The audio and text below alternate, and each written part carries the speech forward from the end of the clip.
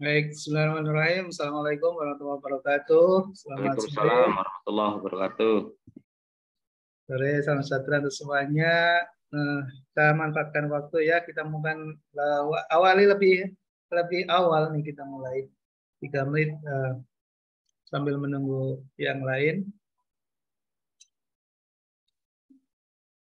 Baik ya. Oke, saya siapkan materinya dulu. Ini mungkin kelihatan ya di. Baik, cukup kelihatan ini, Mas Yahya, Mas Andri, kelihatan enggak ya? Sudah, Pak Bagio. Sudah ya? Oke, Ya. baik. Kelihatan, Pak, kelihatan. Makasih, Mas Yahya. Saya izin ya, mohon kita akan mulai. Kita awali dengan bacaan basmalah bersama-sama. Bismillahirrahmanirrahim.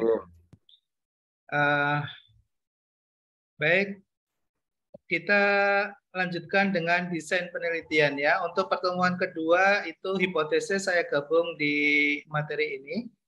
Jadi nanti di dalam materi ini saya akan rangkum dan jelaskan. Baik, saudara sekalian, tadi kita sudah mencoba untuk mengekspor dan merimain kembali tentang research, tentang penelitian, jenis-jenisnya apa saja, kemudian proses penelitian seperti apa, gitu ya, kemudian ciri-cirinya, ciri-ciri dalam kaidah ilmiah seperti apa, gitu, sudah kita lewati. Mudah-mudahan sudah mendapatkan basic kembali, dasar kembali untuk kita memulai pada materi yang lebih advance pada kesempatan pertemuan yang kedua dan ketiga ini kita akan gabung. Tujuan khusus ya dari materi kita yaitu kita akan bahas mengenai tujuan penelitian, kemudian bahwa di dalam desain penelitian itu kita nanti akan bahas tentang background, latar belakang penelitian, lalu tujuan, perumusan, kemudian bagaimana cara melakukan investigasi, collecting data, lalu setting penelitian, lalu keterlibatan kita sampai sejauh mana, lalu unit analisis yang akan kita jangkau sebatas mana gitu, sampai pada horizon waktu, karena penelitian tidak mungkin tanpa batas waktu, jadi harus melihat keterbatasan limitasi dari waktu yang ada. Nah, saudara sekalian, apa yang perlu ya disiapkan pada saat nanti kita akan mendesain penelitian. Oh ya, desain penelitian ini mungkin dalam pengertian lain adalah membuat proposal penelitian, ya, usulan penelitian. Jadi usulan penelitian itu bisa kita susun ketika kita sudah mendesain, ya. Jadi ketika kita sudah mendesain, maka baru kita bisa usulkan menjadi suatu proposal. Seperti halnya mungkin bagi yang sudah pernah married ya, sudah pernah menikah gitu ya. Kan sebelum menikah direncanakan dulu gitu ya. Nanti di acara resepsinya seperti apa, sudah digambarkan tuh ya. Tamu datang dari mana, dari pintu mana, keluar pintu mana, lalu nanti akan berdiri di depan siapa saja, kursi akan ditata seperti apa gitu ya, pakai baju apa nanti, itu desain ya. Jadi sebelum sesuatu terjadi kita sudah membuat suatu framework ya, suatu gambaran ilustrasi gitu ya, yang diperlukan pada saat nanti hal itu akan dijalankan yang sebenarnya gitu. Nah, di dalam desain penelitian ada beberapa langkah yang perlu dipersiapkan tentunya. Jadi termasuk bagi yang akan menyusun nanti tesis ya, yang akan menyusun tesis. Jadi ketika kita akan menyusun tesis, kita juga perlu melakukan reorientasi. Tujuan penulisan tesis ini apa gitu ya? Apakah sekedar menyelesaikan tugas akhir saja, ataukah mungkin ada suatu keinginan untuk mendapatkan pengalaman yang berkualitas misalnya, agar nanti setelah saya selesai ini punya bekal untuk aktivitas saya dan peran serta tugas fungsi saya dalam pekerjaan misalnya. Banyak hal yang mungkin bisa menjadi bagian dari tujuan yang kita mau kita tentukan di dalam penulisan tesis. Termasuk jenis investigasi, cara untuk mengkolek data dan sumber data nanti kira-kira seperti apa gitu ya, mau mencari atau menggunakan data primerkah ataukah data sekunder sudah cukup misalnya. Nah, di situ akan menentukan cara atau teknik investigasi yang mau dilakukan. Termasuk kita juga dalam keterlibatan sebagai peneliti, kita juga memiliki keterbatasan tentunya. Apakah nanti dalam collecting data misalnya kita akan terlibat sendiri? Misalnya kalau kita mau cari data primer misalnya, apakah kita akan menjadi enumerator sendiri, ya mencari responden sendiri, ataukah kita nanti mau menggunakan outsource misalnya ya?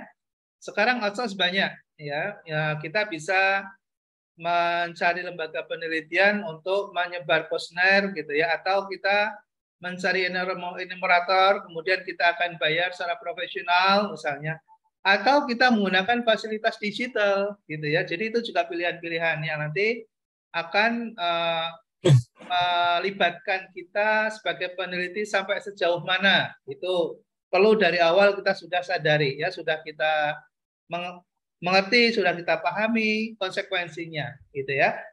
Termasuk setting, kemudian unit analisis tadi, sasaran objek ruang lingkup yang mau kita studi atau kita akan research itu sampai sejauh mana.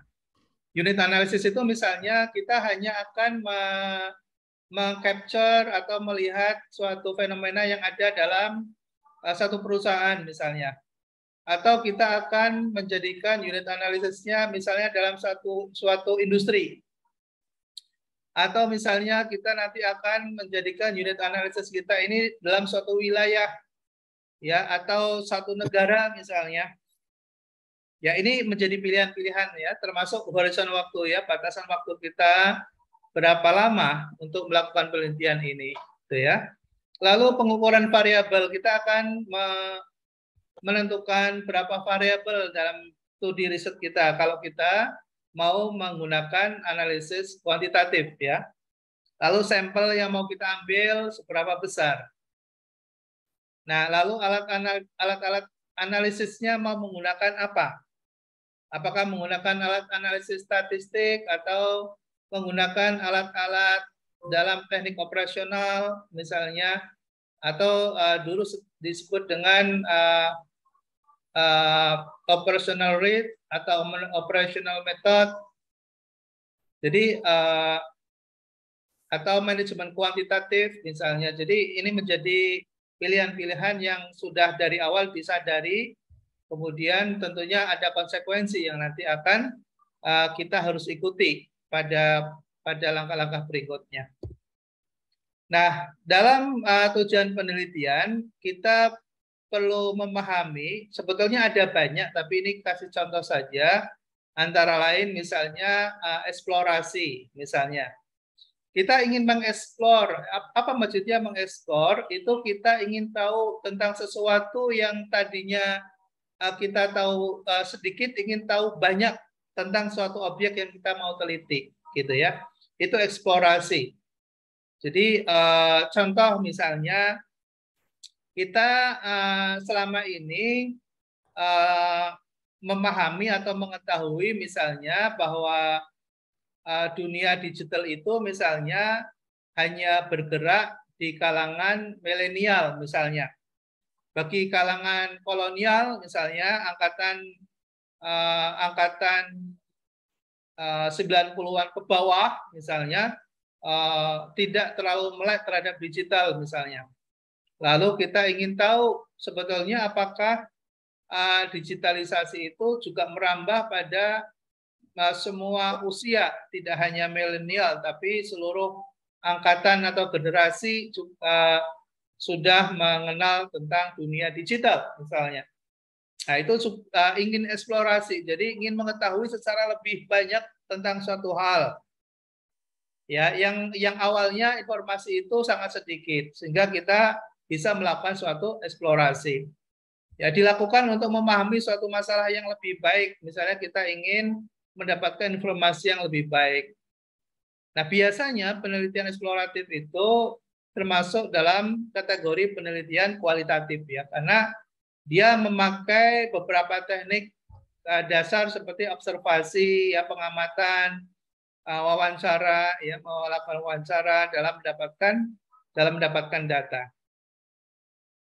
Ya, termasuk yang tadi saya ceritakan tentang model bisnis koperasi yang tadi di pertemuan sebelumnya jelaskan, itu adalah termasuk jenis eksplorasi. Ya, karena kita awalnya tidak ya hanya tahu bahwa koperasi itu seperti ini gitu ya, tapi belum tahu secara detail kemudian bagaimana bisnis prosesnya dijalankan gitu ya.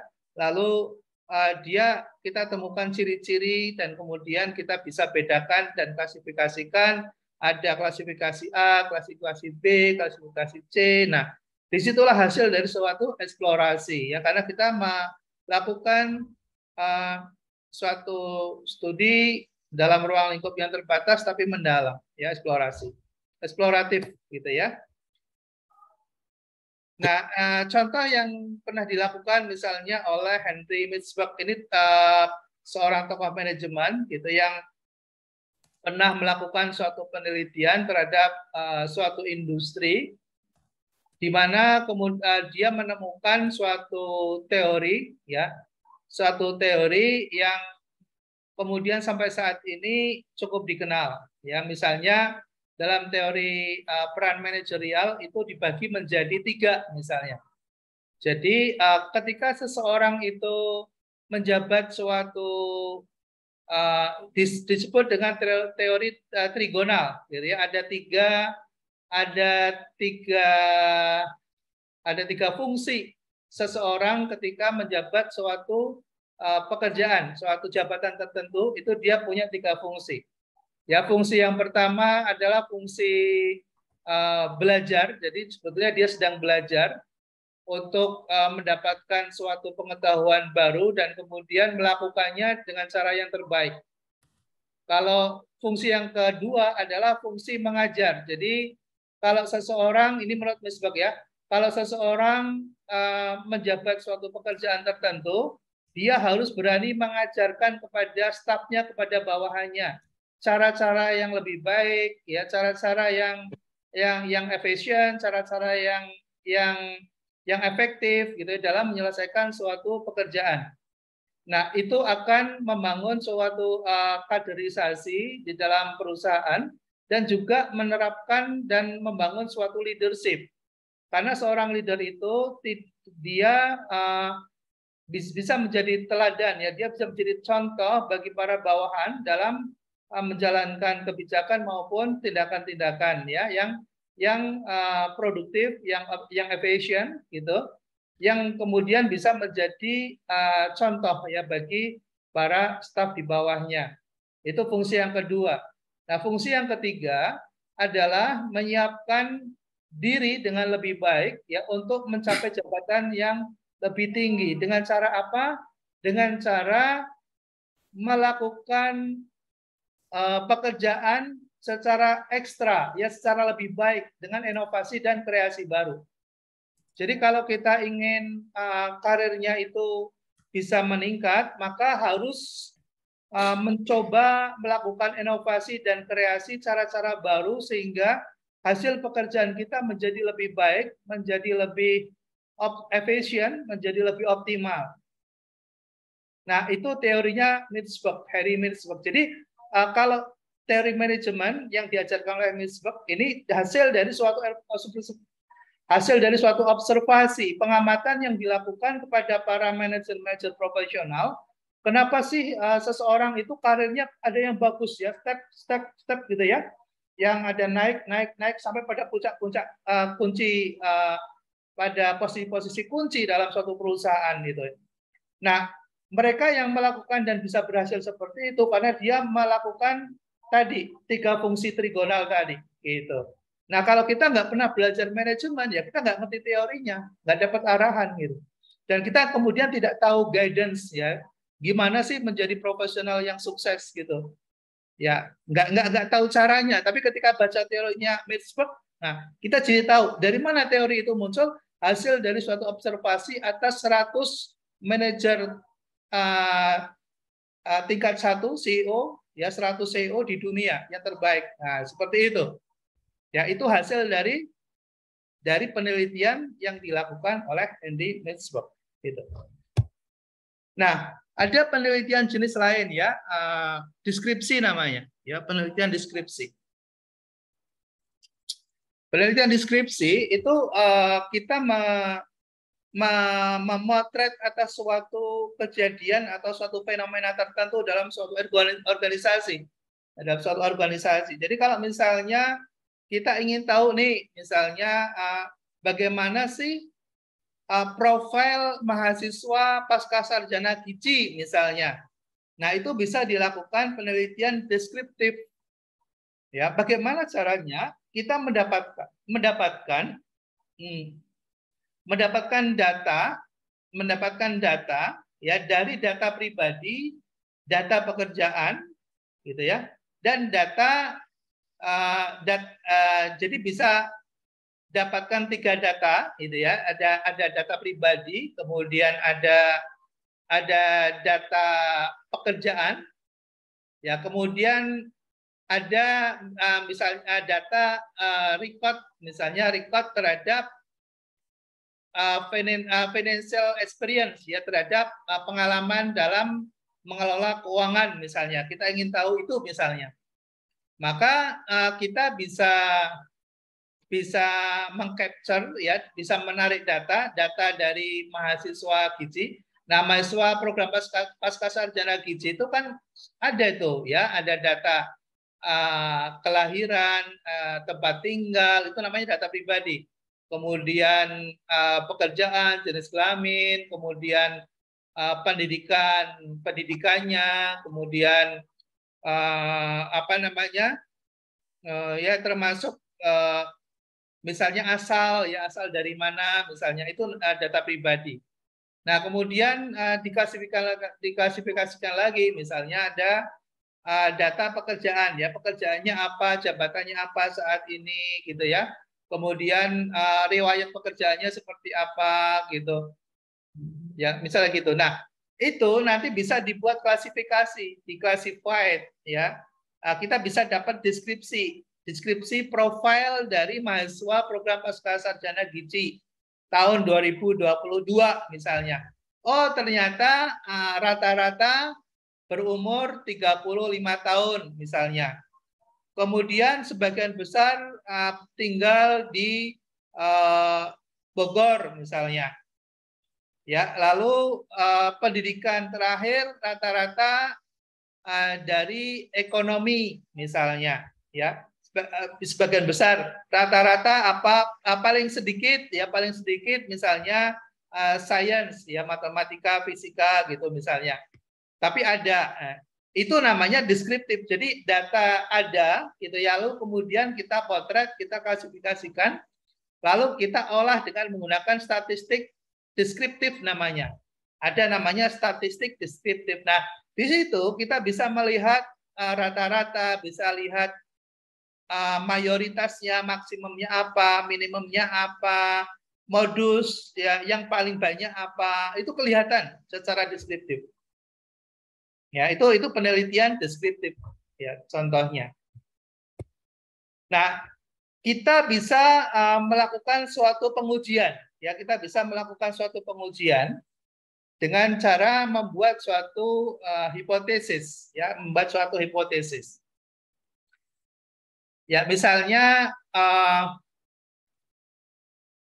kita ingin mengetahui misalnya sebab kita bisa lihat dari bisa membuat menentukan suatu variabel tertentu, dan kemudian kita ingin menghubungkan antara variabel satu dengan variabel yang lain misalnya. Kita ingin tahu misalnya hubungan misalnya antara motivasi misalnya pekerjaan misalnya dengan tingkat kelulusan misalnya. Tingkat kelulusan ini kalau bicara di luar ekonomi ya. Tapi kalau yang dalam konteks ekonomi misalnya dengan menggunakan data yang ada tadi misalnya kita ingin tahu misalnya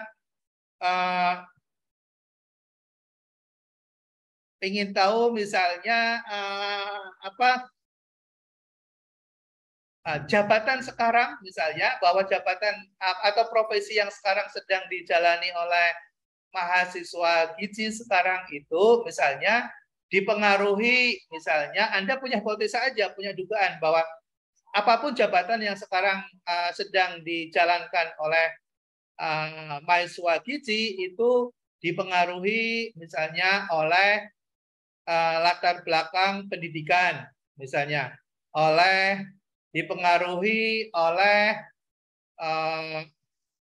pendapatan misalnya, ya dipengaruhi misalnya oleh usia misalnya. Boleh-boleh aja, ya boleh-boleh aja kita membuat suatu dugaan, ya hipotesis bahwa profesi atau jabatan karir ini kalau dari perspektif SDM misalnya ya, ini berarti ngambil dari perspektif SDM gitu ya, dipengaruhi oleh tadi A, B, C gitu. Nah udah datanya sudah ada itu, tinggal nanti dibuatkan kuesioner ya, kemudian variabel pendapatan itu apa saja, parameternya apa saja, kita cari dalam teori ya, di teori-teori selalu ada gitu. Kemudian misalnya bahwa karir seseorang itu parameternya apa sih? Ya, parameternya apa? Cari. Nah, dapat tuh gitu ya, dapat. Nah, lalu gimana cara mengukurnya gitu ya? Cara mengukurnya gimana kalau kita menggunakan misalnya skala Likert misalnya. Buat skala 1 2 3 4 misalnya, atau ganjil 1 2 3 4 5 misalnya. Nah, itu nanti kalau kita ingin mendapatkan data primer ya dengan pendekatan kuantitatif, misalnya dengan menggunakan pendekatan kuantitatif. Kalau kita mau menggunakan pendekatan kuantitatif dengan data sekunder misalnya, bisa juga, jadi ya bisa juga. Dengan cara apa? Dengan cara tadi ya, data-data deskriptif itu kita tarik. Kan kita tahu tuh ya, jabatan profesi sekarang apa, kemudian sekarang punya pendapatan berapa, ya kan, kemudian dulu lulusan waktu S1-nya dari apa gitu ya. Nah, apakah itu pengaruh nggak sih terhadap posisi jabatan sekarang, nah, gitu ya. Bisa juga, itu namanya menggunakan pendekatan kuantitatif dengan bersumber pada data sekunder. Jadi penelitian itu luas ya, penelitian itu bisa dilakukan dengan berbagai model, ya, Ya, bisa kita menggunakan uji hipotesis dengan hipotesis, atau juga bisa juga tanpa hipotesis, ya, tanpa hipotesis. Gimana itu caranya tanpa hipotesis? Ya caranya kita misalnya menggunakan pendekatan kuantitatif operasional. Ya misalnya menguji tentang efektivitas, misalnya tadi ya, efektivitas penggunaan media digital di dalam fungsi pemasaran misalnya. Lalu kita bandingkan sebelum menggunakan digital dan setelah menggunakan digital. Gitu. Nah itu kita tidak perlu hipotesis, hanya membandingkan saja bagaimana sebelum melakukan pemasaran dengan berbasis digital dan setelah melakukan pemasaran dengan berbasis digital. Nah itu bisa dilakukan tanpa hipotesis. Ya jadi hipotesis itu bisa kita buat, bisa juga tidak sesuai dengan tujuan tadi. Makanya tujuan dan investigasi itu menjadi menentukan dalam proses penelitian berikutnya. Lalu kita ingin memilih misalnya apakah ini sebab akibat atau korelasional, ya. Apakah sebab akibat atau korelasional. Nah, ini akan menentukan nanti alat analisis yang akan kita gunakan gitu ya. Kalau misalnya kita hanya korelasional misalnya, maka tidak perlu misalnya dalam analisis regresi misalnya dengan ya misalnya tidak perlu dengan regres, cukup ya dengan menggunakan analisis korelasi saja ya. Misalnya apa, produk momen misalnya, tidak perlu sampai regres. Tapi kalau ingin tahu sebab akibat maka butuh regresi. Nah, gitu ya, butuh regres. Atau kita ingin tahu lebih dalam lagi, misalnya variabel nanti yang akan kita teliti itu, misalnya kalau sebab akibat itu kan biasanya ada dua variabel ya, ada sebab, ada sesuatu kejadian kemudian menyebabkan kejadian yang lain. Nah, ini hubungannya sebab akibat ya. Jadi ini bergerak, ya ini bergerak karena kedorong ya. Nah, itu namanya sebab akibat. Jadi A, B gitu ya. B akan bergerak kalau ada dorongan dari A. Nah, ini namanya sebab akibat. Ini bergerak B ini karena ada dorongan dari A, gitu ya. Itu sebab akibat. Tapi ya kalau kita ingin agak advance misalnya meneliti, misalnya, oh ternyata yang A ini tidak langsung mendorong B yang bergerak gitu. Ternyata ada C gitu ya, ada C di tengah-tengah. Ya, ada C di tengah-tengah, itu namanya variabel intervening ya, ada variabel intervening. Jadi sebelum mencapai B, ternyata A itu mendorong C dulu, mendorong C baru B-nya ikut terdorong, itu namanya ada variabel intervening. Nah, ini juga bisa diteliti gitu. Nah, penelitiannya menggunakan SHAM, namanya SHAM, ada namanya structural equation modeling. Itu yang biasanya untuk di beberapa perguruan tinggi regresi sudah nggak menarik ya, regresi sudah nggak menarik ya. Sebagian besar di perguruan tinggi negeri yang saya tahu itu sudah menggunakan intervening ya, sudah menggunakan variabel moderat di tengah-tengah, ada moderasi. Jadi menggunakan namanya SHAM, structural equation modeling. Nah, itu bisa menggunakan alat analisisnya. Kalau regresi kan kita sering mengenal dengan istilah SPSS ya. SPSS sebagai alat yang digunakan untuk analisis regresi gitu. Nah, kalau yang SHAM itu tidak bisa lagi dengan regres. Ya, tidak bisa lagi dengan SPSS. Tapi kita harus mempelajari beberapa alat statistik lain. Ya, misalnya menggunakan PLS, atau kita bisa juga menggunakan stata misalnya. Nah, ini alat-alat statistik ini kita juga harus kuasai nanti pada saat kita mau membuat tesis ya, karena alat-alat ini akan kita gunakan untuk mengolah data. Nggak mungkin kita mengolah secara manual, nggak mungkin ya. Kita mesti akan menggunakan alat statistik ya, kita akan menggunakan. Nah, kalau di Giji saya belum tahu nanti kebijakan dari direktur pastinya ya, dari direktur pasca sarjana gitu ya, nanti akan membuat suatu keputusan ya mengenai penelitian yang syarat penelitian yang nanti akan yang harus diselesaikan oleh mahasiswa yang nanti ada di dalam pedoman ya. Sampai sejauh ini saya belum tahu. Mungkin barangkali ada, nanti bisa di-share juga ya, nggak apa-apa. Ya, karena itu akan menjadi panduan nanti pada saat kita akan menentukan. Jangan sampai misalnya sudah dibuat proposal, baru kemudian muncul aturan gitu ya. Seharusnya sebaiknya, saya saran saja sebaiknya mungkin bisa sama-sama kita ini mendorong agar ada panduan ya sebelum menyusun proposal.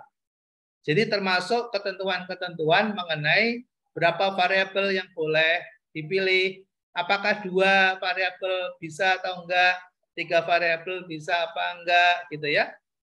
Nah, ini menjadi hal yang krusial karena kalau tidak disiapkan, khawatir nanti sudah disusun proposal, tiba-tiba dibatalkan karena tidak memenuhi ketentuan persyaratan minimal misalnya.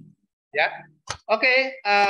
Berikutnya untuk melakukan penelitian lanjutan, misalnya kita bisa melakukan setting ya, setting atau persiapan yang terkait dengan kegiatan objek yang kita mau teliti. Apakah termasuk dalam penelitian laboratori ataukah library ya, ataukah masuk dalam field ya, field research gitu ya. Kalau masuk dalam field research maka atau penelitian lapangan, maka kita perlu melihat atau menyeting ya, ada istilah setting alami atau setting buatan. Setting alami itu sesuatu yang terjadi apa adanya, kemudian kita melihat ya, kita melihat kemudian kita mendeskripsikan ya, tanpa ada intervensi atau ikut campur ya dari peneliti terhadap objek yang diteliti. Kita nggak ikut campur. Tapi ada setting buatan ya, ada setting buatan. Nah, ini biasanya kalau di dalam penelitian lapangan kita sangat mengenal dengan istilah pilot project ya, pilot project. Jadi kita membuat suatu project percontohan yang nanti apabila ternyata hasil dari intervensi yang dilakukan ada suatu perubahan ya, ada suatu perubahan. Dan kalau kemudian perubahannya itu pada suatu perubahan yang positif seperti yang dihipotesiskan, maka berarti hasil dari riset itu bisa direplikasi, ya, bisa diperbanyak di tempat lain, gitu ya. Nah, setting buatan ini biasanya dilakukan untuk industri, ya, untuk applied research, ya, applied research. Ya, contoh misalnya gini, contoh. Ini beberapa waktu yang lalu saya diminta riset oleh BRI, ya, tentang revitalisasi mantri. Mungkin ada yang pernah dengar ya mantri. Jadi di BRI itu ada mantri. Nah, mantri ini akan berubah fungsi karena nanti akan ada digitalisasi. Fungsi-fungsi mantri nanti akan tergradasi, ya, akan tereliminasi. Karena nanti kegiatan pemasaran akan digantikan dengan digital. Kegiatan analisis atau survei yang biasa dilakukan oleh mantri atau account officer di Bank BRI itu nanti akan digantikan dengan digital. Lalu fungsi mantri nanti ngapain gitu? Apakah nanti akan dieliminasi saja, akan di write off gitu ya? Ya, akan dikeluarkan ya, di way out misalnya, ataukah nanti akan dimutasi dalam tugas dan fungsi yang lain gitu. Nah, ini perlu survei, perlu studi gitu ya. Nah kebetulan saya punya framework research gitu, punya framework research, design research. Design research-nya ada 4 fungsi, itu akan tergantikan 2 fungsi atau 2 peran itu oleh digital, yaitu pemasaran dan survei dan analisis kredit akan digantikan dengan digital. Tapi ada peran yang nggak bisa digantikan, yaitu peran advisor, ya, peran pembinaan, ya, peran membina nasabah, ya, peran membina nasabah, gitu. Nah, akhirnya apa? Akhirnya fungsi 1 dan fungsi 2 tergantikan oleh digital dengan menggunakan Primo, dengan menggunakan Prisport namanya teknologinya, itu. Lalu AO itu ternyata tidak harus dibuang. Karena apa? Karena human touch-nya tetap harus ada, sentuhan orang, terutama untuk SME, ya, small and micro enterprises, atau kita sebut dengan usaha mikro dan kecil itu tetap butuh kehadiran orang, gitu. Nah, mantri itu maka fungsinya adalah sebagai pembina, sebagai advisor, sebagai konsultan bagi para klien atau nasabah mikro tadi. Agar apa? Agar naik kelas. Nah, itu fungsi orang, human touch-nya harus ada. Nah, lalu akhirnya apa? Akhirnya kurikulum pelatihan untuk mantri dirubah, lalu jenjang karirnya dirubah. Jadi merubah struktur. Gitu. Nah, itu hasil dari suatu studi. Ya, hasil dari suatu studi. Mantri itu kan dia ngecek langsung lapangan kondisi. Kalau mantri ditiadakan pakai digital, gimana caranya kan?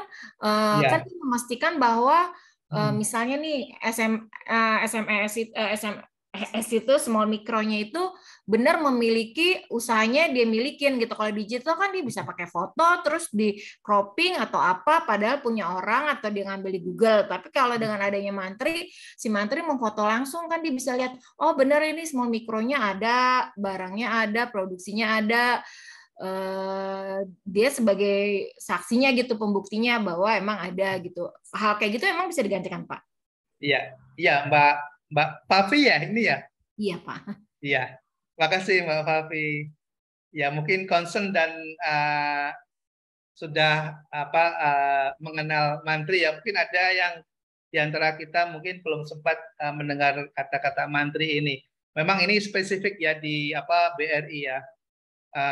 Mantri itu account officer, jadi tugasnya dari mulai mendapatkan nasabah, yang memasarkan, lalu kemudian melakukan akuisisi. Ya, akuisisi itu bagaimana klien itu kemudian tertarik untuk menggunakan fasilitas yang jasa yang dimiliki oleh Bank BRI. Jadi misalnya bisa nabung, ada yang mau pinjam gitu ya, memberikan pelayanan terhadap itu. Ya kalau misalnya ingin mendapatkan pinjaman, lalu nanti akan dilayani, isi aplikasi, formulirnya dilayani, lalu kemudian akan disurvei gitu ya, disurvei, lalu kemudian dianalisa apakah layak atau tidak gitu ya. Sampai kemudian ikut juga ya memutuskan di komite kredit ya. Apakah kemudian ini layak untuk dikasih pinjaman atau tidak gitu. Jadi prosesnya panjang. Itu cara-cara konvensional yang sedang berjalan, yang selama ini berjalan. Lalu dengan adanya fungsi digital bagaimana gitu ya. Nah, maka fungsi 1 dan 2 tadi akan berubah digantikan oleh digital gitu ya. Nah, digital itu ya bukan kemudian difoto, enggak ada foto-foto lagi ya, semuanya hanya cukup dengan menggunakan dua inquiry namanya. Dua query ya, dua inquiry. Jadi hanya butuh namanya siapa, difoto ya.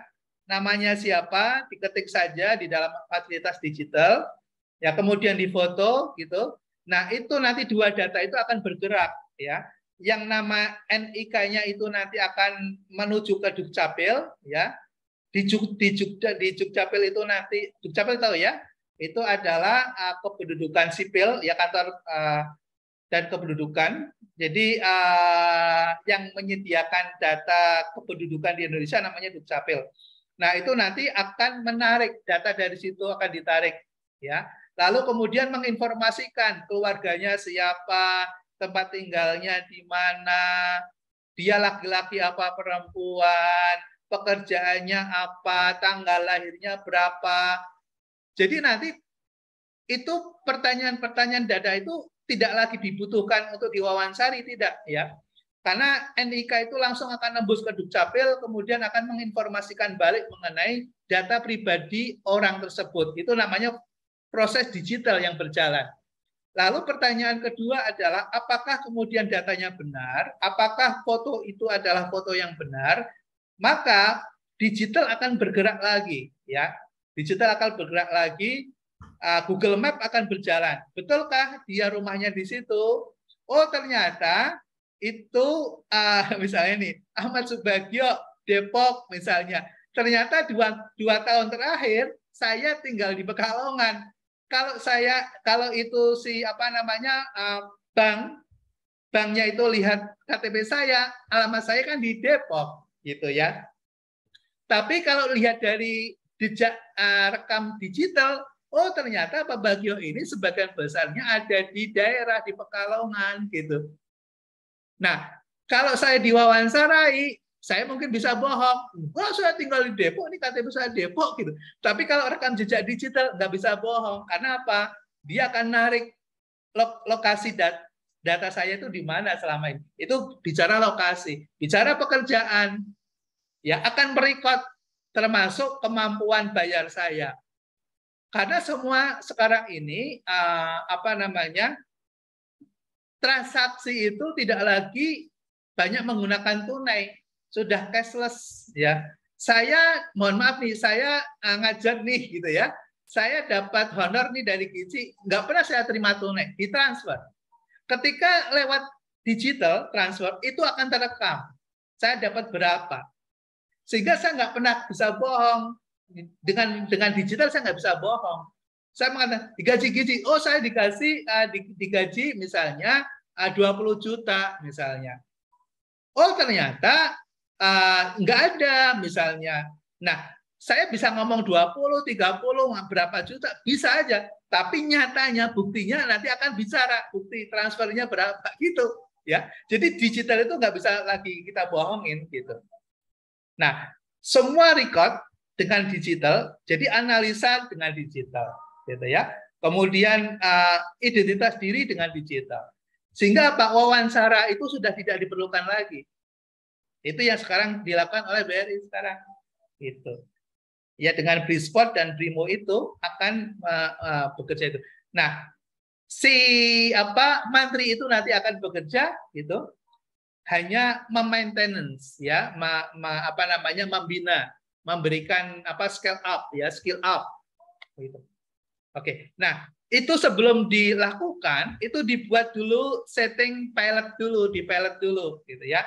Ambil beberapa AO, kemudian di wilayah mana, lalu kemudian di treatment ya, dikasih treatment, kasih fasilitas digital.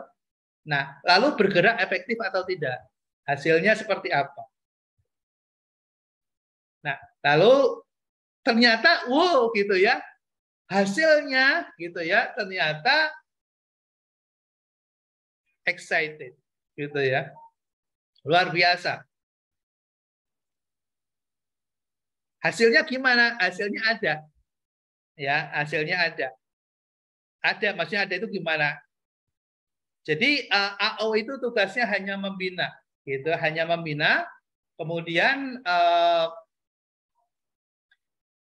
dia membina para agen. Jadi nanti yang akan mengakuisisi itu adalah para agen-agen di bawah mantri. Ya. Oke ya, nanti jadi cerita tentang itu terlalu dalam. Ini kan bicara tentang riset ya. Jadi BRI melakukan hal tadi itu tidak kemudian tiba-tiba, tapi lewat sebuah penelitian lapangan, gitu ya, merubah suatu kondisi, lalu kemudian dibuat sebuah kebijakan ketika hasilnya bagus. Ya, ketika hasilnya bagus, kemudian dibuat kebijakan. Ya, kebijakan tentang fungsi dan peran kerja jabatan seseorang, gitu ya. Lalu ternyata terjadi efisiensi yang luar biasa. Ya, perusahaan mendapatkan keuntungan yang berlipat, ya, yang berlipat. Kenapa? Karena proses kreditnya menjadi lebih cepat. Dulu untuk wawancara saja itu harus seorang mantri naik motor dulu, ya, datang ke lokasi rumahnya di mana, difoto, gitu ya. Kemudian di mana kerjanya, dicari lagi pakai motor, gitu. Sekarang mantri tidak lagi naik motor muter-muter untuk cari lokasinya, gitu ya. Karena semua lewat Google, semua berjalan lewat digital semua. Itu. Jadi cepat ya, hari ini daftar, mungkin besok pagi sudah langsung ada keputusan. Itu. Jadi cepat sekali, proses bisnisnya sangat cepat. Itu. Oke ya, ini balik lagi ke sini. Nah ini unit analysis. Unit analisisnya itu apakah tadi yang saya ceritakan individu misalnya, ataukah mungkin pasangan. Pasangan itu bukan berarti harus suami istri. Ya pasangan itu misalnya kita ingin mengetahui efektivitas hubungan antara seorang manajer dengan asistennya misalnya ya. efektif atau tidak, misalnya antara pimpinan dengan stafnya misalnya, ya. Kelompok berarti kita akan melihat satu komunitas tertentu atau kelompok kerja atau teamwork dan sebagainya, atau level industri atau level negara. Itu ya.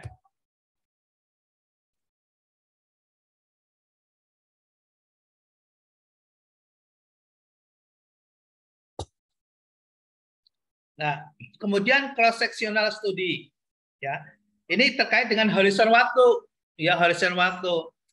Jadi ketika kita mau riset, data yang mau kita ambil itu apakah dalam periode tertentu, harian, mingguan, tahunan, itu kita harus menentukan, ya. Longitudinal studies ini data yang dikumpulkan dari beberapa titik waktu, ya, yang panjang. Ini juga nanti kita harus menentukan. Nah, komponen-komponen di dalam suatu research itu yang pertama adalah tadi yang merumuskan masalah tadi, ya. Ini mengulang lagi, ya. Kemudian rancangan penelitian, lalu pengumpulan data dan analisis, metodenya seperti apa tadi, metode pengumpulan dan analisanya, lalu interpretasi temuan, penarikan kesimpulannya seperti apa, lalu penyajian hasil penelitian, ya, penyajian hasil penelitian. Nah, ini komponen-komponen di dalam rencana suatu riset. Nah, sistematikanya pada umumnya ya bisa pertama pasti latar belakang, ya, latar belakang masalah penelitian Anda seperti apa, tujuan sasaran penelitiannya bagaimana, kemudian pertanyaan-pertanyaan penelitiannya, ya, atau rumusan masalahnya, lalu hipotesis penelitian kalau ada, lalu tinjauan pustaka, lalu kerangka kerja teoritis. Kerangka kerja teoritis itu adalah ketika kita sudah membaca berbagai literatur, gitu ya, kemudian kita buat konsep, ya, buat konsep. Misalnya hubungan variabel 1, 2, 3 terhadap suatu variabel tertentu. Jadi kerangka teoritisnya seperti apa. Lalu metodologi penelitian, ya, cara mengujinya nanti gimana. Lalu bikin anggaran pastinya, karena dalam menyelesaikan studi pasti butuh anggaran, budget. Lalu referensi itu ya, landasan pustakanya, ya, tinjauan referensi atau literatur, ya. Jadi berbagai sumber apa saja yang menjadi rujukan di dalam penyusunan penelitian itu, ya. Oke, ya. Nah, berikutnya adalah pernyataan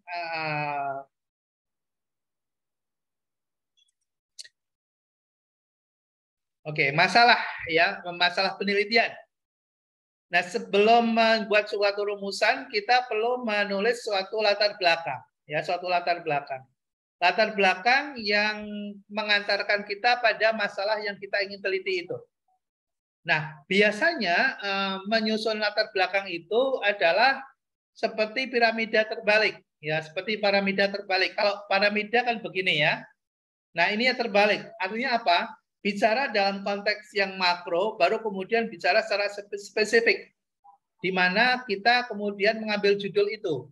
Ya, jadi mengantarkan berupa fakta atau data-data yang kita sudah kumpulkan, ya, pada suatu masalah itu. Gitu, ya, itu cara penulisannya. Lalu ya, tujuan penelitian, jadi ada keterkaitan antara rumusan dengan tujuan. Jadi tujuan penelitian dimaksud di sini adalah untuk menemukan jawaban yang ada di dalam pertanyaan rumusan penelitian. Jadi mungkin kalau yang sudah pernah menyusun skripsi di S1 yang menggunakan basis pendekatan risetnya itu adalah kuantitatif, biasanya sudah sangat mengenal, ya. Jadi misalnya kita ada pertanyaan ingin mengetahui misalnya apakah ada hubungan X dengan Y misalnya. Maka tujuannya adalah untuk mengetahui hubungan antara X dan Y. Jadi ada keterkaitan itu, ya. Tujuannya dengan perumusan masalahnya itu terkait, ya.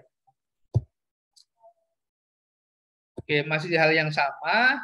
Kemudian biasanya sumber-sumber pertanyaan dalam penelitian itu bisa muncul dari teori yang kita baca, bisa juga dari pengamatan-pengamatan yang kita lakukan sehari-hari. Ya, bisa pengamatan yang kita lakukan sehari-hari. Jadi atau kita ada minat, memang ada ketertarikan tersendiri untuk mengetahui suatu masalah dan ingin menyelesaikan misalnya. Itu bisa juga. Lalu kalau kita sudah membuat suatu tujuan, baru kemudian kita bisa merumuskan hipotesa. Ya. Jadi hipotesa itu kan dugaan sementara atau jawaban sementara dari suatu rumusan masalah. Jadi kita menjawab ya dugaan kita atau jawaban sementara kita itu apa atas pertanyaan tadi, gitu ya. Itu dibuat hipotesanya. Pertanyaannya boleh enggak tanpa hipotesa? Boleh juga, tergantung dari pendekatan yang digunakan. Kalau pendekatannya adalah kuantitatif, ya, lalu kita akan menggunakan statistik ya sebagai alat analisisnya, maka tentunya hipotesis harus ada. Ya, tapi kalau misalnya menggunakan pendekatan deskriptif eksploratif misalnya, ya tanpa hipotesa boleh. Misalnya apa? Misalnya studi kelayakan misalnya.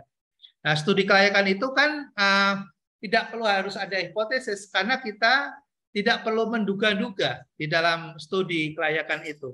Karena itu adalah studi eksploratif. Jadi kita mengeksplorasi untuk mengetahui kelayakan suatu bisnis tertentu. Misalnya. Jadi tergantung dari pendekatan yang kita mau lakukan, termasuk juga jenis penelitiannya. Ya. Nah, kalau misalnya tadi kita ingin mengetahui suatu korelasi, misalnya sebab akibat dan sebagainya, itu butuh hipotesis. Nah, hipotesis itu akan memberikan arah, ya, akan memberikan arah dalam suatu proses penelitian sehingga nanti kita bisa mendapatkan jawaban yang clear. Yang misalnya gini, hubungan itu kan bisa searah, bisa berbalik arah, gitu ya. Misalnya hubungan yang dimaksud dengan hubungan searah itu apa? Kalau x-nya naik, maka y-nya akan naik, itu namanya searah, ya. Kalau hubungan yang kontra atau kontraproduktif, gitu ya, atau yang berbalik arah, misalnya. Kalau yang satu naik, satu turun. Contohnya apa? Contohnya misalnya hubungan permintaan, ya, antara harga dan barang dalam teori permintaan. Kalau jumlah yang dijual makin banyak, maka harganya akan turun. Gitu ya. Itu namanya hubungan yang berbalik arah atau berlawanan, ya. Tapi kalau misalnya hubungan antara hubungan penawaran, ya, dalam hukum penawaran misalnya, kalau jumlah harga itu naik, maka penawaran akan naik. Nah, itu namanya hukum penawaran. Nah, kalau kita sudah tahu teorinya, tinggal kita mau uji misalnya. Kita mau uji ini barangnya barang yang kalau dalam hukum ekonomi mikro misalnya, apakah barang ini termasuk sensitif atau tidak, gitu ya? Apakah ini barang yang saling menggantikan suplemen atau barang substitusi misalnya? Ini barang substitusi atau barang komplementer misalnya. Nah, itu juga bisa diuji, ya. Misalnya gini, Anda misalnya ingin mengetahui suatu produk baru. Nah, ketika produk baru itu akan dimunculkan misalnya, apakah produk ini akan menjadi substitusi atau pengganti dari produk sebelumnya misalnya, ataukah produk ini akan menjadi produk komplementer, artinya yang melengkapi dari produk yang sebelumnya misalnya, atau produk ini akan menggantikan produk yang sudah ada. Nah, itu nanti bisa diuji. Ya, bisa diuji. Oke. Berikutnya metodologi penelitian, ya metodologi penelitian. Nah, ketika kita nanti menyusun suatu proposal dan kita masuk dalam bab metodologi penelitian, maka kita perlu memikirkan pertama kita menentukan dulu pendekatan yang mau kita gunakan, pendekatan kualitatif atau kuantitatif, ya. Kemudian yang kedua bicara tentang data, ya. Data yang mau digunakan data apa? Data primer atau data sekunder? Karena apa? Itu akan menentukan teknik analisisnya, teknik pengumpulan datanya. Kalau jenis data yang kita sudah tentukan, baru kita bisa menentukan cara collecting datanya bagaimana. Kalau data primer yang mau kita gunakan, berarti kita harus menentukan cara mengambil data primer itu gimana. Apakah observasi, kita amati saja, atau kita akan tarik datanya dengan cara membagi kuesioner, misalnya. Atau kita akan wawancari, interview. Ya, itu untuk menarik data primer itu dengan cara bagaimana. Ya. Lalu analisanya gimana untuk menganalisa data ini? Ya, untuk menganalisa data ini gimana? Nah, kita harus sudah punya gambaran terlebih dahulu, ya. Kita ini outputnya apa nanti? Ya, output yang mau kita analisis itu apa? Karena itu nanti akan menentukan alat analisis yang mau kita gunakan. Ya, alat analisis yang mau kita gunakan. Misalnya gini, saya ingin tahu variabel ini berhubungan atau tidak. Saya ingin tahu variabel ini ada sebab akibat atau tidak. Saya ingin tahu apakah ada variabel lain yang memengaruhi variabel ini, misalnya. Jadi kita sudah punya gambaran itu, sehingga apa? Sehingga alat analisis nanti, ya alat analisisnya kita bisa tentukan. Oh, kalau mau yang ini kita pakai yang ini. Kalau yang ini pakai yang ini. Nah, itu kita bisa memilih itu. Ya.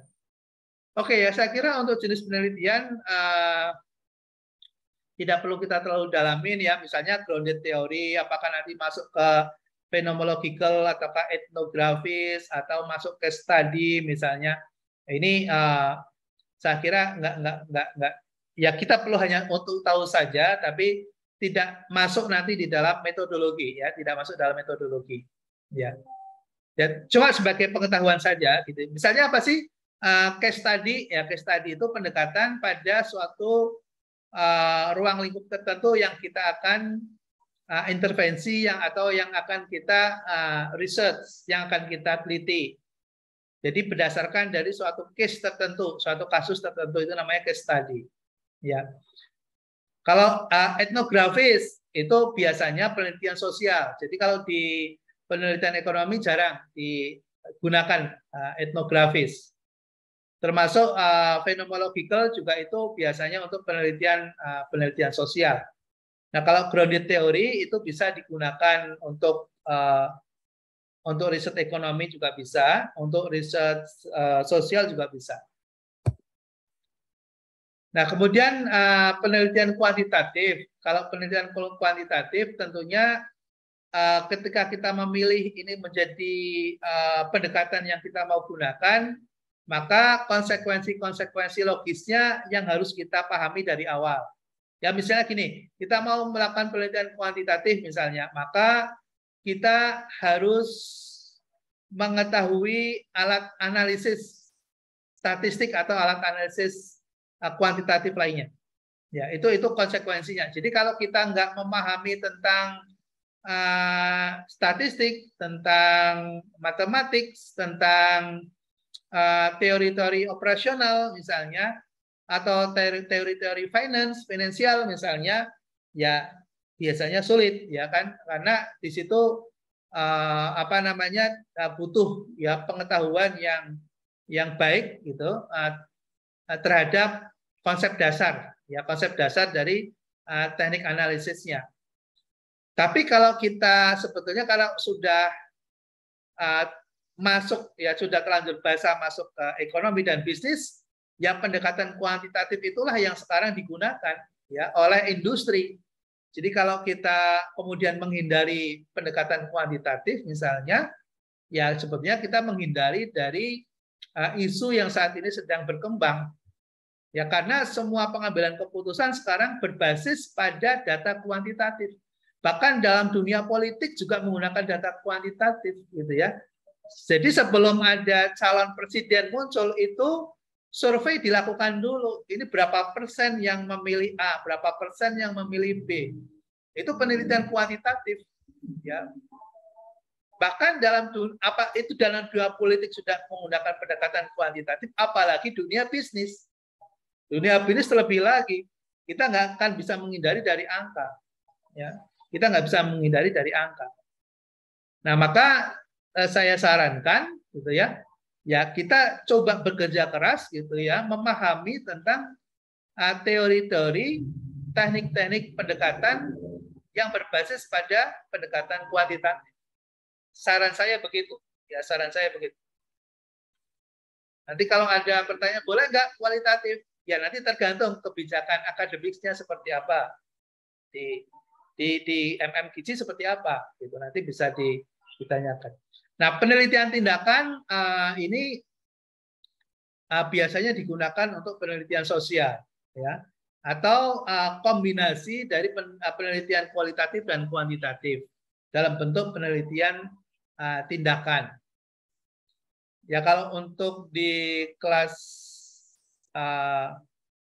bisnis jarang, ya, tapi kalau di dunia pendidikan banyak dipakai, ya. Kalau di dunia pendidikan penelitian tindakan banyak digunakan, ya, karena di situ pendekatan sosial dan behavior, ya, pendekatan sosial dan behavior dan perilaku itu di penelitian tindakan biasanya digunakan untuk pendidikan, bidang pendidikan. Nah, siklus penelitian, ya, siklus penelitian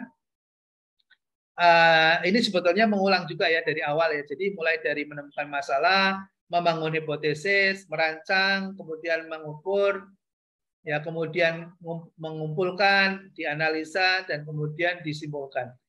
Saya kira nggak perlu didetailkan, ya, karena sudah berulang-ulang kita sampaikan. Lalu budget, ya, budget. Jadi sebaiknya walaupun mungkin nanti di dalam proposal penelitian itu tidak dimunculkan anggaran, ya, untuk salah satu persyaratan dari suatu proposal, tapi saya kira ini diperlukan bagi kita yang akan melakukan research. Misalnya terkait dengan unit, ya, terkait dengan unit penelitian. Ketika kita menentukan unit risetnya misalnya Indonesia sebagai wilayah studi kita, maka tentunya budgetnya sangat besar, ya kan? Atau kita misalnya ingin meneliti untuk suatu wilayah di provinsi tertentu, nah itu sudah mulai bisa terukur, ya. Atau mungkin itu budgetnya masih terlalu besar, kita bisa kecilkan lagi. Atau kemudian karena keterbatasan dana atau budget misalnya, ya sudah, kita akan meneliti dalam skop yang terbatas di suatu perusahaan tertentu saja misalnya. Jadi itu budgeting ini perlu disiapkan dari awal berdasarkan dari keterbatasan yang kita miliki sebagai peneliti, ya. Kemudian referensi, ya, Bapak Ibu dan saudara sekalian, nanti di ujung dari penulisan kita tadi, dari kita membuat background research, ya, latar belakang, kemudian menulis tinjauan pustaka, literasi atau literature review misalnya, itu tentunya berbasis pada dasar-dasar rujukan, apakah dari buku, apakah dari jurnal, apakah dari majalah-majalah ilmiah, atau mungkin juga bisa dari publikasi laporan pemerintah misalnya. Ya, silahkan ditulis, ya, ditulis dengan cara-cara yang memang sudah ditentukan, ya, di dalam pedoman draft penulisan tesis tadi saya sudah share, itu ada di situ cara menulis referensi seperti apa, ya, dari sumber buku, kemudian dari makalah ilmiah, dari tesis atau disertasi, dari jurnal, misalnya dari internet. Ya, itu ada beberapa teknik untuk menulis. Ya. Dan kita harus mengikuti itu ya, karena memang sudah menjadi ketentuan. Oke. Nah, terakhir adalah kita punya tugas ya. Terakhir kita punya tugas membuat proposal dalam waktu seminggu ya. Minggu depan proposal sudah kita siapkan, gitu ya. Sudah kita siapkan. Jadi silahkan saudara sekalian mencoba untuk mengeksplorasi berdasarkan dari pengalaman dulu pada saat menyusun skripsi, ya. Saya sudah punya pengalaman dan selang waktu kita pembelajaran berjalan ini juga sudah mendapatkan masukan, kita sudah mungkin membaca artikel, membaca jurnal, gitu ya. Saya kira itu bisa menjadi bekal untuk menulis proposal, ya, untuk menulis proposal.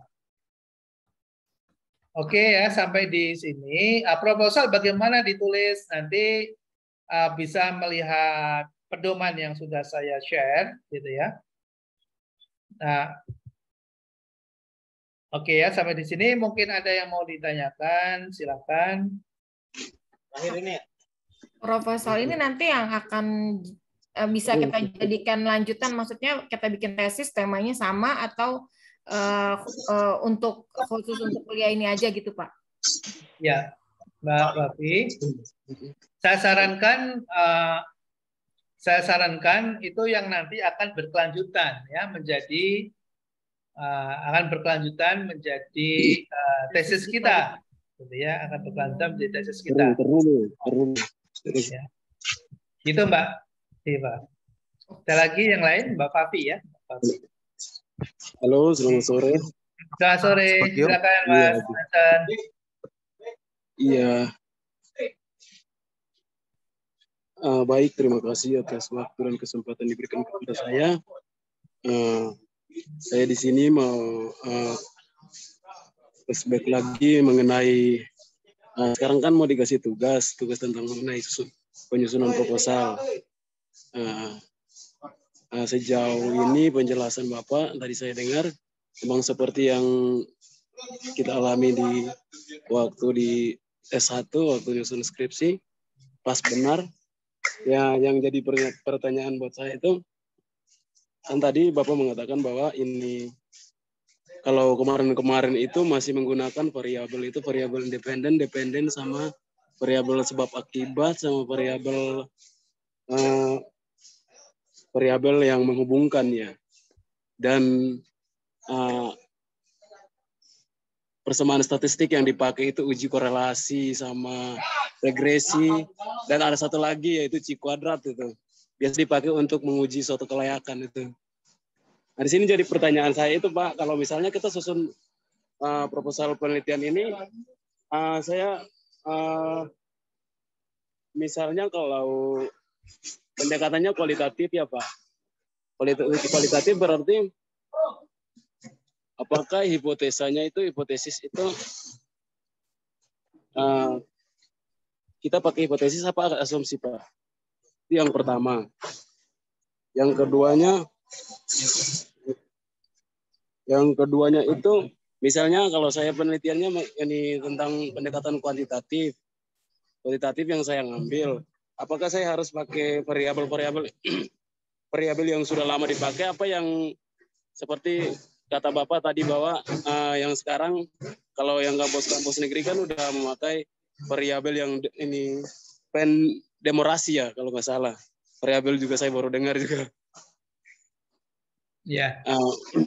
Ya Pak, mungkin itu saja dari saya Pak. Tolong dijelaskan biar saya lebih paham. Baik, Mas Mason, terima kasih ya. Di kesela kesibukannya pekerjaan luar biasa masih mendengarkan kuliah nih. Top. Mas Mason, jadi terkait dengan proposal, tolong disusun aja ya. Tidak perlu khawatir, tidak perlu takut, karena ini kan dalam proses pembelajaran ya. Jadi kalaupun salah nggak apa-apa. Yang penting kita tulis ini atas suatu inisiatif kita yang nanti kita akan lanjutkan menjadi tesis kita gitu ya. Daripada misalnya kan bisa saja membuat proposal, kita ambil saja comot misalnya penelitian punya orang misalnya ya, lalu kita ganti nama kita, lalu kita ambil aja yang kita perlukan misalnya bab 1, bab 2, bab 3 gitu ya, bab 4-nya kita lepas misalnya. Nah itu kan bisa-bisa saja ya kan. Nah, itu memenuhi, tapi kan sebetulnya bukan itu tujuan kita. Tujuan kita adalah bagaimana kita bisa melihat, menulis latar belakang yang benar, kemudian menulis rumusan yang benar, gitu ya. Jadi ada peningkatan kualitas dong, gitu ya. Dari waktu kita S1, sekarang S2, gitu ya. Nah, sampai di mana ini kita punya peningkatan kapasitas kita? Nah, itu disitulah kita sebetulnya di challenge, gitu ya, di challenge. Nah, tadi pertanyaannya ini butuh hipotesis apa enggak gitu? Ya, saya serahkan ya, kan tadi boleh ada hipotesis, boleh tidak. Nah, nanti tergantung dari pendekatan yang mau kita gunakan, gitu ya. Kalau pendekatannya sebab akibat, pasti butuh hipotesis. Kalau pendekatannya korelasi, maka butuh hipotesis. Tapi kalau kita mau mengevaluasi, tidak butuh hipotesis gitu. Jadi, nah hal-hal seperti itu yang saya kira untuk program master ini kita harus lebih paham dibandingkan dengan waktu kita S1. Waktu S1 kadang kita kan hanya ikut aja. Oh, ini harus ada hipotesis. Ya kan? Oh, ini harus hipotesis. Nah, tidak tahu urgensi hipotesis itu apa. Gitu. Jadi tadi kan sudah saya jelaskan, mudah-mudahan bisa ditangkap, gitu ya. Jadi hipotesis itu diperlukan kalau kita ingin mengetahui suatu hubungan, gitu ya, apakah sebab akibat, apakah hanya sekedar hubungan untuk mengetahui arah hubungan, untuk mengetahui signifikansi, itu butuh hipotesis, gitu ya. Baik, tapi kasih, kalau gitu intinya begitu. Tapi kalau misalnya sekedar ingin tahu mengevaluasi suatu pekerjaan atau suatu kondisi, tidak perlu hipotesis. Ya. Thank you. Ya, makasih. Ya, makasih. Sama ya, Mas. Selamat sore Pak Subagio. Saya dengan Selamat sore Mas Iqbal. Saya mahasiswa baru pasca sarjana manajemen. Silakan Mas. Pak, aku tadi Bapak bilang katanya kita rencananya akan diberikan tugas untuk membuat sebuah tugas yang memang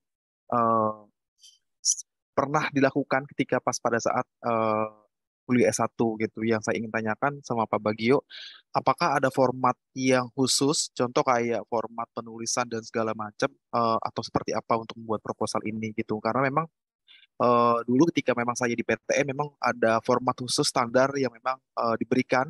Jadi kita memang ada format sendiri, termasuk ya kayak untuk contoh di poin 1.2.1.3 ada formatnya seperti itu.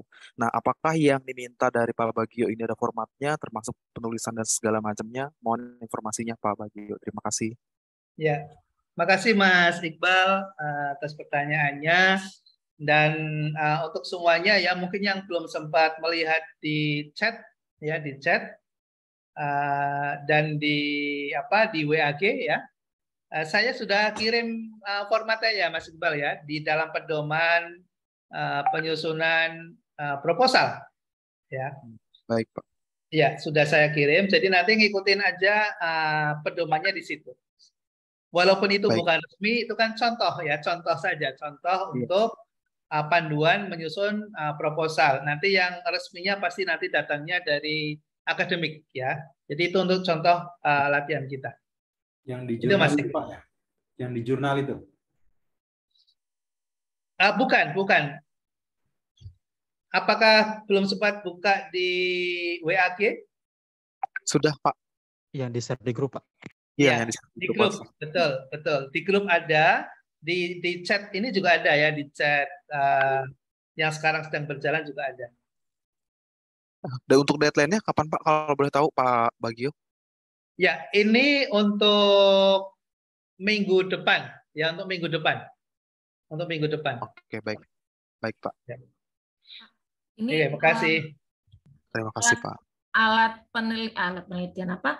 Alat pengujiannya maksudnya bebas ya, maksudnya kita mau pakai pendekatan kualitatif, kuantitatif itu bebas ya Pak ya? Bebas, bebas. Terus yang mau Silakan. kita teliti apakah itu, kan ada macam-macam ya, ada manajemen, misalnya terkait dengan karyawan, apakah yang kita teliti mau keuangan, kalau saya kan background akuntansi misalnya, saya neliti keuangannya dulu, satu saya juga tentang rasio Bank Mandiri lah gitu, baru awal-awal merger. Terus itu terserah ya. Misal kita mau yang kualitatif kan lebih ke survei biasanya Pak ya. Bikin kuesioner kayak gitu Pak ya. Apakah kita bikin kuesioner? Apakah kita bikin yang tadi itu tuh yang apa dengan korelasi XY itu terserah Pak ya? Iya Mbak, terserah Mbak. Ya kita bebas bereksplorasi. Ya saya nggak akan membatasi. Ya karena nanti ini kan judul kita kan metodologi penelitian. Kalau saya batasi, berarti saya nggak memberikan ruang untuk bisa yang ikut sekarang belajar metodologi ini menentukan kreasi dan inovasinya gitu ya. Kecuali nanti kalau sudah di ranah akademik misalnya ini hanya bidang misalnya hanya bidang keuangan saja atau bidang pemasaran saja misalnya harus kuantitatif misalnya. Nah, itu yang menentukan nanti dari akademik ya. Tapi karena ini mata kuliah metodologi, jadi silahkan ya kalian bisa memilih mana yang paling disukai dan mana yang paling dikuasai. Itu yang penting. Tapi saya sarankan untuk objek studinya karena kita judulnya adalah Magister Management ya dan bidangnya adalah bisnis gitu, maka sebaiknya ambil aja yang terkait dengan fungsi-fungsi atau aspek bisnis. Aspek bisnis itu apa? Ruang lingkupnya adalah pemasaran, HR atau sumber daya manusia, operasional atau produksi, keuangan. Nah, itu bidang-bidang yang memang terkait dengan aspek-aspek dalam bisnis. Ya, saya sarankan begitu. Jadi jangan ngambil di luar yang itu nanti menjadi tidak relevan dengan program studi kita. Ya. Pak, ini nanti kan kita kan di semester berapa gitu kan ada penjurusan gitu Pak ya? Enggak, maksudnya ada spesifikasi kan, ada keuangan atau apa. Nah, apakah judul yang kita pilih ini nanti akan berhubungan, misalnya nih saya pilih penelitiannya masih tentang keuangan juga, berarti nanti saya milihnya yang manajemen keuangan gitu, padahal saya pengen milih yang manajemen pemasaran gitu, boleh nggak? Better sih sama atau gimana Pak? Ya, sekali lagi ini nanti tidak terkait dengan penjurusan atau ya karena ini bukan kaitan dengan proses akademis, ini kaitannya dengan proses perkuliahan. Jadi dengan saya bebas sekarang, ya dengan saya bebas. Tapi sebaiknya dari awal ini karena kita sedang memanfaatkan waktu sehingga akan lebih baik kalau sekarang yang kita akan pilih ini memang sesuai dengan bidang kita, sesuai dengan minat kita, dan yang sudah kita rencanakan untuk penyusunan tesis kita. Itu saran saya. Itu saran saya seperti itu, Mbak Fami. Jadi minimal bab 1 udah lewat gitu Pak ya. Udah dikerjain pelit. Iya, jadi sudah nabung lah ya, sudah nabung dulu. Oh, ini Pak, ini saya lihat kan kita ini 3 sesi Pak ya. Berarti nanti minggu depan kita 3 sesi lagi. Iya. Nah, itu kan 6 sesi. Terus berarti UTS dong, Pak? Iya, seperti itu yang sudah berjalan selama ini. Jadi minggu depan UTS nih, Pak? Minggu depan UTS. Iya. Masih masuk di jam belajar nggak Pak UTS-nya? Atau misalnya... UTS-nya di luar jam belajar. Di luar jam belajar. Oh, tugasnya bisa dikerjain di luar jam belajar gitu, Pak ya? Iya. Oh, gitu. Oke, siap, Pak. Oke, ada lagi? Izin Pak Bagio, Andri. Silakan, Mas Andri. Ya, memang dari dulu menarik lah ya kalau berbicara tentang metode-metodologi penelitian gitu ya, Pak Bagio. Ya. Ada beberapa yang ingin saya pertanyakan Pak, agar mungkin lebih jelas aja lagi ya. Yang pertama gitu ya, dari setiap jenis penelitian itu kan kita membutuhkan data ya, sekunder maupun primer gitu ya. Nah, apakah di setiap penelitian itu kita bisa mengkombinasikan antara sekunder dan primer, atau memang dari setiap jenis penelitian atau itu memang hanya ada, oh ini hanya butuh data primer ini atau data sekunder saja gitu ya Pak ya. Itu yang pertama. Yang kedua, yang selama ini paling apa ya, saya pikir penting gitu Pak, dalam menentukan validitas, karena kita di dalam penelitian itu kan ada instrumen-instrumen, ada variabel yang harus kita ukur gitu ya Pak ya.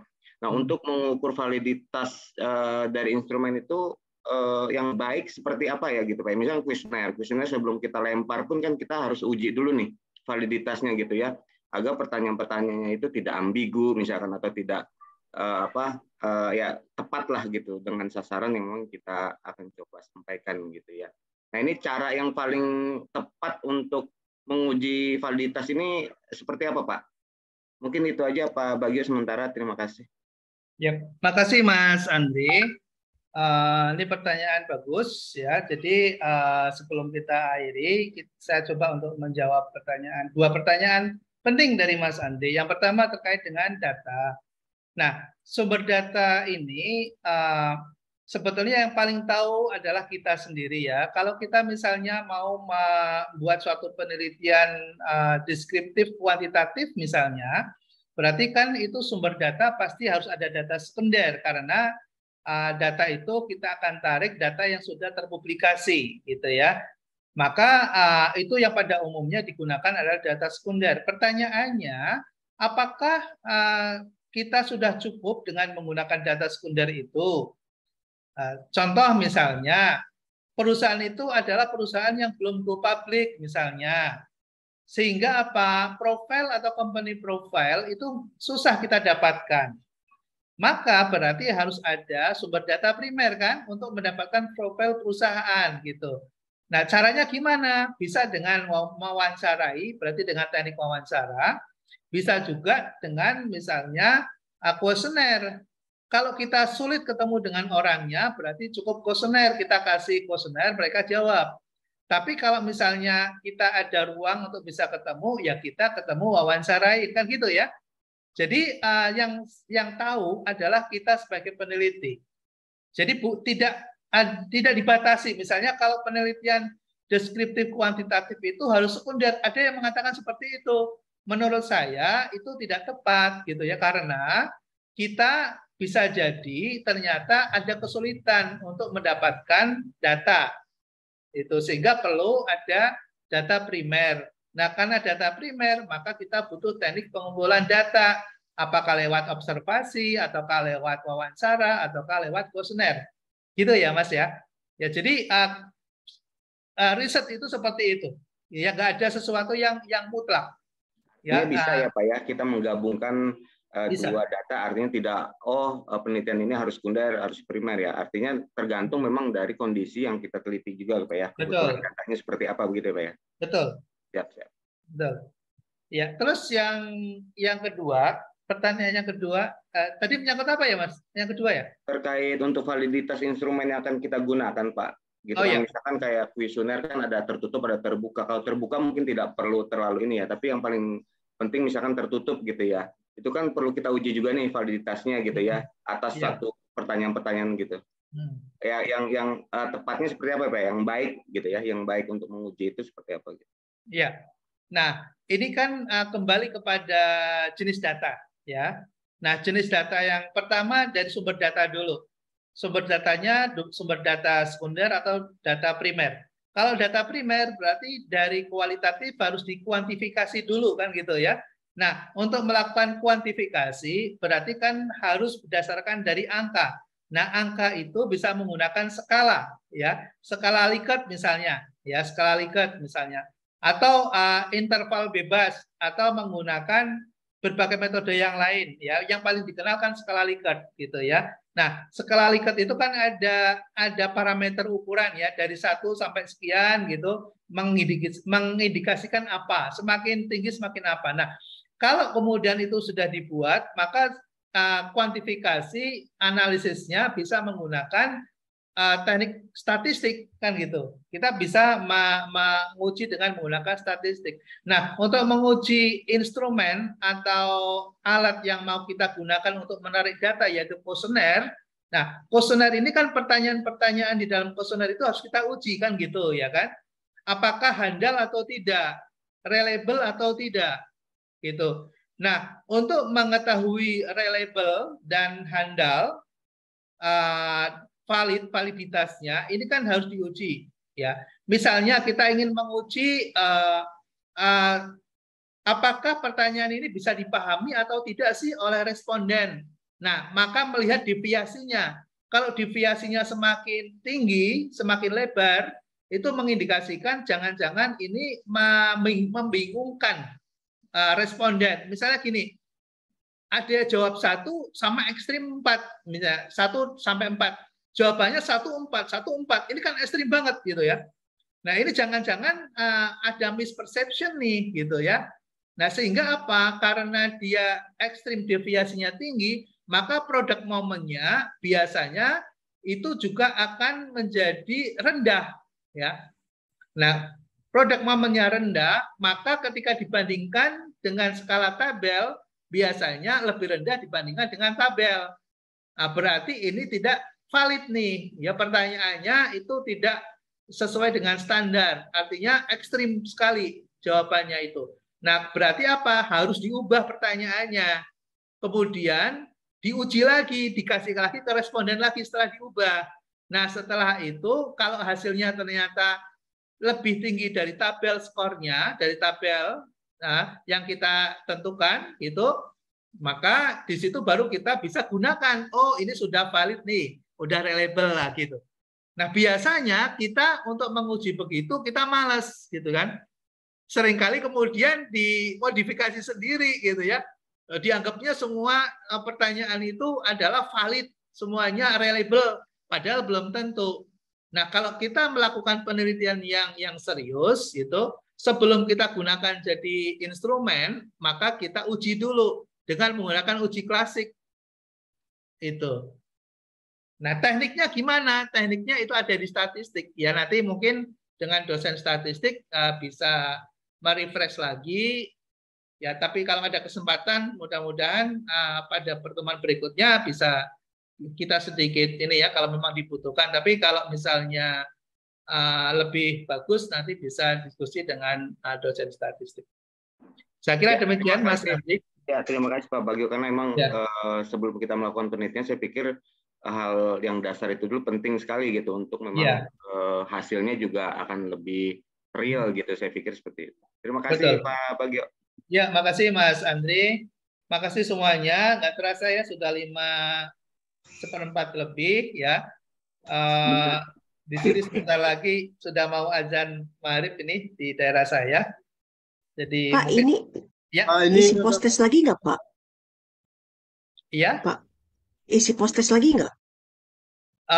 Enggak ada. Oh, iya. Ya, cukup dengan ini aja, tugas proposalnya aja. Tugas proposal submitnya di mana, Pak? Submitnya nanti ada di e-learning juga, di e-learning kita, di e-learning saya. Iya. Nanti kita buka pada pertemuan yang akan datang. Jadi sekarang belum saya buka. Jadi nanti saya buka, kemudian disubmit. Bapak mohon izin Bapak. Ya. Di e-learning yang pertama itu tadi sampai sekarang saya masih belum bisa login ya Pak. Jadi tugas yang pertama tadi saya belum isi Pak. Oh gitu. Iya Bapak, atas nama Agus Niat. Kenapa kalau boleh tahu belum register? Saya sudah register sejak awal Pak, cuma untuk loginnya nggak bisa Pak. Loginnya nggak bisa ya? Iya. Oke, nanti kita coba lihat. Tadi saya sudah japri ke Bapak juga sih, mungkin tadi lagi sibuk Pak ya. Baik. Ya, makasih Pak. Ya, sama-sama. Pak, izin Pak, pertanyaan terakhir Pak. Ya, silakan Mas. Pak, tadi kan Bapak menjelaskan Pak di setting penelitian dan tingkat keterlibatan peneliti. Di situ ada 2, setting alami dan buatan. Nah, apakah Bapak bisa sedikit beri contoh Pak yang buatan itu? Karena di situ pengaruh kita dalam tingkat kontrol yang tinggi dalam membuat settingan buatan itu. Nah, contohnya seperti apa Pak kira-kira campur tangan kita ini dalam penelitian yang dikatakan tinggi itu Pak? Bisa dikasih? Terima kasih. Ya, Mas Ser, ini bagus nih pertanyaan. Ini biasanya untuk konsultan penting, ya, untuk konsultan penting. Karena biasanya seorang konsultan itu akan memberikan suatu treatment kepada klien untuk suatu perubahan tertentu, misalnya agar suatu penjualan menjadi lebih baik, meningkat, misalnya kemudian ada perubahan perilaku para karyawannya, misalnya menjadi lebih produktif gitu. Nah ini perlu ada intervensi dalam suatu pilot, contoh, ya suatu colok. Nah kita sering sebut dengan pilot project ya untuk melakukan intervensi itu dengan suatu ruang lingkup yang terbatas. Kemudian kita kasih suatu treatment tersendiri ya. Ya misalnya contoh gini, kita ingin meningkatkan produktivitas karyawan melalui sebuah perubahan di bidang kebijakan insentif, kemudian melalui suatu perubahan reward and punishment, kemudian membangun sikap kompetitif di antara karyawan secara prestatif, misalnya gitu.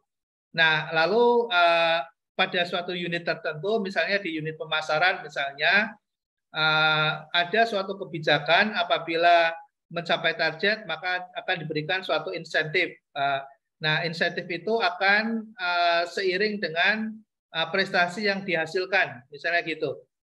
Nah, jadi semakin bagus prestasi maka akan mendapatkan insentif yang lebih baik, misalnya.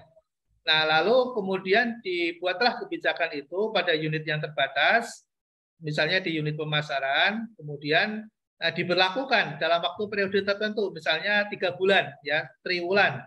Nah, 3 bulan itu kemudian hanya untuk itu saja di unit itu diberlakukan. Lalu diuji coba, ya, diuji coba. Apakah ada perubahan sikap, perubahan perilaku, gitu ya? Nah, di situ ada hipotesis bahwa seseorang itu akan terdorong prestasi kalau dia diapresiasi, ya, diapresiasi. Itu ada teorinya begitu. Jadi apresiasi terhadap suatu prestasi itu akan mendorong peningkatan produktivitas. Itu ada teori seperti itu, Mas. Nah, kita ingin uji benar nggak sih teori itu, gitu ya. Lalu kita terapkan, gitu. Kita terapkan. Kemudian kita buat pilot selama waktu tertentu periodenya. Itu. Lalu kita di situ kan berarti melakukan suatu intervensi, ya, yang tadinya tidak begitu, kita intervensi gitu. Nah, nanti hasilnya gimana? Gitu, hasilnya gimana? Nah, bisa jadi hasilnya seperti yang dalam teori katakan bahwa dia akan terdorong semakin bekerja keras karena dihargai prestasinya gitu. Nah, tapi bisa jadi hasilnya seperti yang tidak diharapkan, bisa juga gitu. Misalnya ternyata ya karyawan kita memang kapasitasnya sudah maksimal karena tidak pernah dikasih skill up, karena nggak pernah dikasih tahu caranya gimana untuk meningkatkan produktivitas, gitu ya. Jadi kita nanti bisa menemukan solusi-solusi berikutnya ketika suatu treatment yang kita dasarkan pada suatu rujukan teori dan konsep itu tidak terjadi. Itu. Nah, itu kita sebut dengan buatan, ya, kita sebut dengan buatan. Kita membuat itu. Tapi kalau alami kita nggak lakukan intervensi apapun, kita hanya melihat secara alamiah apa yang sudah terjadi, kemudian kita nilai. Nah, itu yang alamiah. Itu. Ya, Pak, baik. Jadi muncul pertanyaan juga tadi di teks itu kan ada penjelasan juga yang settingan alamiah. Namun di situ ada dikatakan sesedikit mungkin ada intervensi atau campur tangan. Nah, itu bentuknya seperti apa, Pak? Yang dikatakan sedikit itu, Pak? Boleh dibantu dijelaskan, Pak? Izin. Ya, kalau yang alamiah, Mas, misalnya gini. Ada satu perusahaan karyawannya sangat produktif sekali, misalnya ya. tapi perusahaan yang sejenis itu karyawannya motivasinya rendah, tidak produktif, gitu ya. Perusahaannya tidak maju-maju, gitu ya. Lalu kita riset, ini kenapa bisa progresif berkembang, sementara sebelahnya ini kok tidak, gitu. Nah, lalu kita membuat suatu riset, gitu, ingin mengetahui behavior perilaku dari masing-masing karyawan perusahaan satu dan perusahaan yang kedua tadi. Lalu kita ingin lihat, ya kita ingin tahu sebetulnya motivasinya apa, kemudian kebijakan yang dilakukan di perusahaan itu seperti apa, gitu ya. Nah, di sini kita akan berbasis pada konsep dan teori SDM. Jadi seperti tadi, bisa jadi yang satu ini yang berkembang ini hipotesa kita itu budaya kerjanya bagus, ya perencanaannya bagus, kemudian sistem remunerasinya bagus misalnya. Tapi yang satu ini hipotesa kita adalah budayanya tidak kondusif, gitu ya. Kompetisi kerjanya tidak ada, sistem remunerasinya tidak apresiatif, misalnya. Itu hipotesis gitu. Nah, di situ kita tidak melakukan intervensi apapun, kita benar-benar menangkap data yang sedang berjalan di perusahaan A dan perusahaan B, gitu. Dengan menggunakan parameter yang sama, dengan menggunakan variabel yang sama. Lalu kemudian kita ukur. Ya, lalu kita ukur. Nah, disitulah nanti kita akan dapat suatu jawaban. Ya, dari suatu fenomena yang kita lihat tadi. Tanpa kita intervensi. Kita nggak intervensi apapun. Gitu. Oke. Baik, Pak. Terima kasih, Pak, penjelasannya. Ya. Luar biasa, Pak. Ya, sama-sama Mas Arianto. Luar biasa juga Mas Arianto yang sudah concern dari awal sampai akhir, ya. Semuanya terima kasih. Mungkin sudah ada yang izin Pak Bagio. Ya, Mas Agus. Pak, ini mau tanya lagi nih, Pak. Ya. Ini di antara kami para mahasiswi Magister Manajemen ini, di antaranya ada yang dari latar belakang pendidikan S1-nya itu dari pendidikan. Iya. Nah, lalu dari antara teman-teman lain yang murni dari bagian manajemen itu mungkin kendalanya sedikit. Tapi kami yang bagian dari pendidikan itu akan mengalami agak kendala sehubungan dengan penelitian nanti, Pak. Dengan demikian, mungkin ini tawar kepada Bapak saja ini. Bolehkah kami yang dari latar belakang S1-nya dari pendidikan, bolehkah kami melakukan penelitian itu entah di sekolah atau di yayasan atau di kantor macam begitu, boleh atau tidak, Pak? Terima kasih, saya kembalikan Bapak. Ya, ya, terima kasih Pak Agus, Mas Agus. Pertama begini ya, kita kan sudah memang masuk di Magister Manajemen dan di sekolah bisnis. Jadi memang ada konsekuensi kita memang harus bekerja keras. Kalau di beberapa bidang studi yang lain itu ada matrikulasi. Jadi memang ada penyesuaian terkait dengan pemahaman basic knowledge gitu ya, tentang basic knowledge. Jadi ada misalnya kedokteran yang belajar tentang Magister Manajemen misalnya. Bisa juga ada yang di farmasi belajar Magister. Nah, boleh gitu, boleh. Cuma memang kita harus segera menyesuaikan, harus ada matrikulasi, harus segera menyesuaikan dan memahami tentang apa dasar-dasar bisnis, tentang dasar-dasar manajemen gitu. Nah, adapun nanti ketika mau diaplikasikan dalam suatu institusi atau lembaga itu masalah lain, ya masalah lain. Nah, kalaupun nanti di dalam institusi atau lembaga yang kita mau lakukan studi sebagai sasaran riset kita, menurut saya gitu ya, akan lebih bagus kalau itu perusahaan yang berorientasi pada laba, ya, pada laba, ya, yang berorientasi. Kalaupun sekolah, ya boleh aja. Sekolah kan sebetulnya dia kan fungsi sosial sebetulnya ya, tapi keniscayaan yang sekarang ini berjalan, sekolah itu justru akan berkembang dan bertumbuh bagus kalau dia juga bisa berorientasi pada laba karena ada pertumbuhan di situ, ya. Nah, bisa saja misalnya Mas Agus lihat dari perspektifnya adalah perspektif misalnya marketingnya misalnya. Ya misalnya gitu ya. Jadi perspektif bisnisnya itu diambil untuk objek untuk objek studi, misalnya lembaga pendidikan nggak ada masalah. Menurut saya nih ya, menurut saya itu. Tapi sebagai apa namanya bidang studinya itu jangan dilepas, ya jangan dilepas karena bidang studi kita adalah manajemen. Nah manajemen itu melekat kepada 4 bidang, pada pemasaran, keuangan, sumber daya manusia, operasional dan produksi. Itu harus merefer ke situ. Itu. Jadi nggak bisa misalnya kita sekarang karena di pendidikan kemudian mengevaluasi kurikulum misalnya, nggak ada relevansinya dengan kita, ya. Atau misalnya kita di pendidikan kemudian studi yang kita lakukan, ya, misalnya apa namanya di pengembangan teknologi misalnya. Itu nanti di IT kalau pengembangan teknologi misalnya.